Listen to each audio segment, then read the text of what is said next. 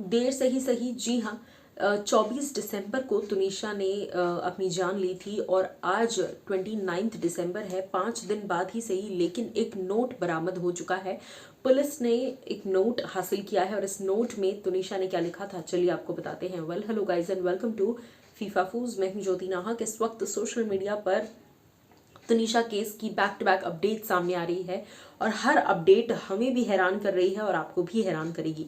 मैं आपको बता दूं कि एनडीटीवी ने इस वक्त बड़ा खुलासा किया है। जी हां, तुनिशा और उनके बॉयफ्रेंड, जो कि अब एक्स बॉयफ्रेंड है, जाहिर सी बात है, और ब्रेकअप इन दोनों का 24 दिसंबर के 15 दिन पहले ही हुआ था। उसके बावजूद तुनिशा ठीक थी, सेट पर आ रही थी, शूट कर रही थी।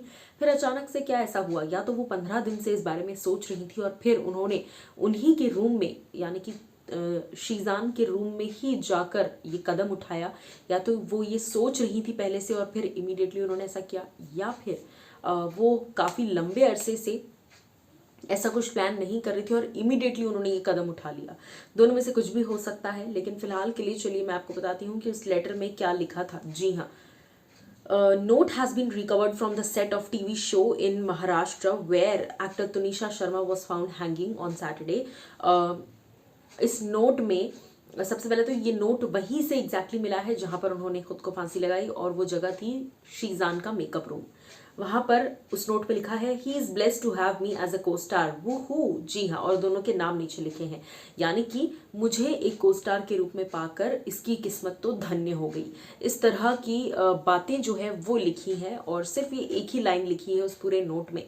तो ये अब एक मस्ती भरा नोट है जो पहले काफ़ी पहले लिखा होगा कभी, और वो सेट पर पड़ा था तो वो मिल गया, या तो ये वो वाली चीज़ है, या जाने के पहले, मुझे ऐसा पर्सनली नहीं लगता कि कोई जाने से पहले ऐसा कुछ लिखेगा।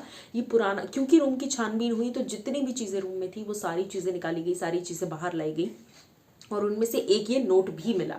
लेकिन क्या ये वो नोट आप इससे समझ सकते हैं जो तुनिशा ने जाने से पहले लिखा है? बिल्कुल नहीं। सेट पर उन्होंने अपना शॉट दिया, कुछ हुआ, बहस हुई, क्या हुआ पता नहीं, शॉट देकर वो आई गुस्से में, उन्होंने शीजान के रूम में गई वो और फटाफट से, बट ये कैसे हो सकता है? Until unless you are very prepared, आपने प्रिपेयर किया हो, स्पर ऑफ द मोमेंट में आप कैसे मेकअप रूम में आकर ऐसा कुछ कर सकते हैं? ये बहुत ही अनबिलीवेबल है।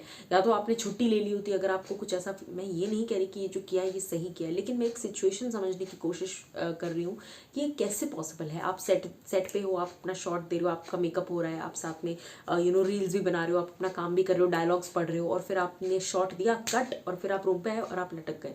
ये पॉसिबल ही नहीं है, ये ह्यूमनली पॉसिबल ही नहीं है। ये बहुत ही अनप्रिडिक्टेबल सी चीज़ जो हुई है। काफ़ी हद तक तो दिल ये भी कह रहा है कि क्या ये मर्डर की तरफ इशारा है?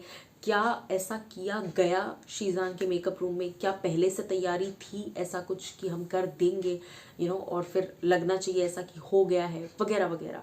सो मैं आपको बता दूं, नोट में क्लियरली ये लिखा था, he is blessed to have me as a co actor, मुझे एक को एक्टर के रूप में पाकर ये ब्लेस्ड है। बस इसके आगे कोई भी और बात जो है वो सामने नहीं आई है, और यही फैंस के लिए काफ़ी हैरानी वाली बात है। अब आप मुझे बताइए कि आपको इस पर क्या है कहना।